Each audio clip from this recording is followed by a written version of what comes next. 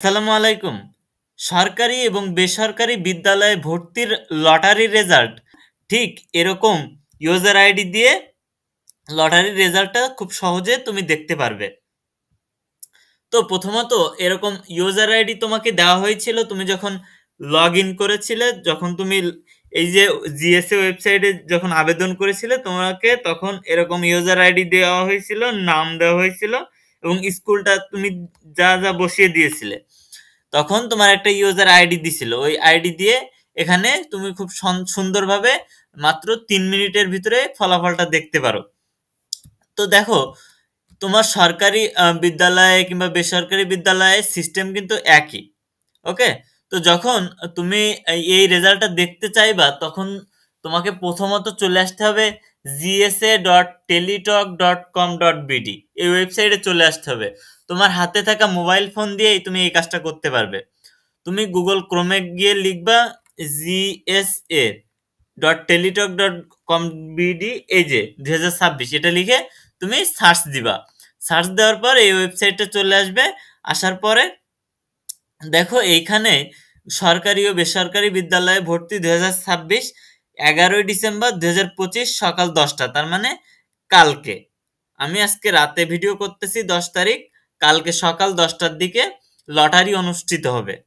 Lottery অনুষ্ঠিত হওয়ার পর সেখান থেকে তুমি দেখতে পারবে, লটারি শেষে তুমি দেখতে পারবে তোমার রেজাল্টটা এখানে প্রকাশ করে দিবে। ওকে, তো এই রেজাল্টটা যখন প্রকাশ করে দিবে তুমি কিভাবে পাবে?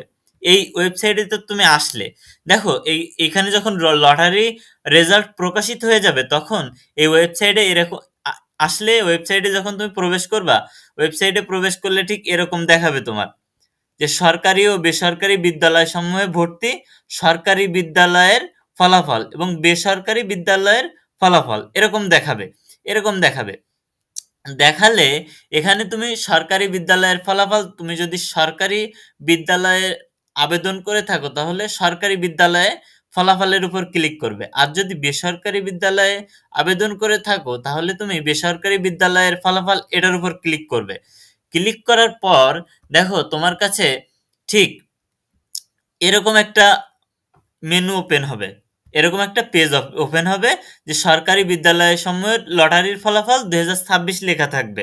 ওকে, এই ইমেজটা 2024 সালের, এই কারণে 2024 লেখা, কিন্তু তোমাদের লেখা থাকবে কি সরকারি বিদ্যালয় সমূহের লটারির ফলাফল 2026, তারপরে এরকম থাকবে। এরপরে দেখো সরকারি না যাদের তাদের কি হবে, একই থাকবে, জাস্ট সরকারি এখানে বেসরকারি লেখা থাকবে। এরপর লটারির ফলাফল জানতে আপনার ইউজার আইডি লিখে সাবমিট করুন। তার মানে তোমার যে ইউজার আইডিটা যখন তুমি এই যে ওয়েবসাইটে আবেদন করেছিলে, ওই আবেদন করার সময় তোমার নাম্বারে একটা ইউজার আইডি দিয়ে দিছিল তারা, তোমার নাম্বারে কিংবা ডিরেক্টলি তোমার কাছে একটা ইউজার আইডি দিয়ে দিছিল, ওই ইউজার আইডিটা তোমার এখানে প্রয়োজন হবে। ইউজার আইডিটা তোমাকে সাবমিট করতে বলবে, এরকম সরকারি বিদ্যালয়ে ভর্তির আবেদন কিংবা এখানে তোমার হচ্ছে এই যে এরকম আসবে।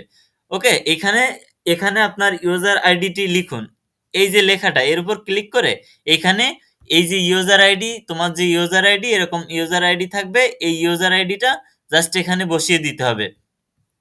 এইখানে বসিয়ে দিয়ে সাবমিট বাটনে ক্লিক করলেই তোমার রেজাল্ট তুমি দেখতে পাবে, তুমি কোথায় চান্স পেয়েছো, তুমি কোন বিদ্যালয়ে চান্স পেয়েছো সেটা খুব সহজেই দেখতে পারবে। এটা বেসরকারি বিদ্যালয় সমূহের ক্ষেত্রেও সেম ভাবে দেখার নিয়ম এবং সরকারি বিদ্যালয় সমূহের জন্য সেম ভাবে দেখার নিয়ম। ওকে, তো তোমরা কিন্তু মোবাইল ফোন দিয়েই জাস্ট 3টা মিনিট 2-3টা প্রসেস পার করে কিন্তু তোমরা এই ফলাফলটা দেখতে পারো।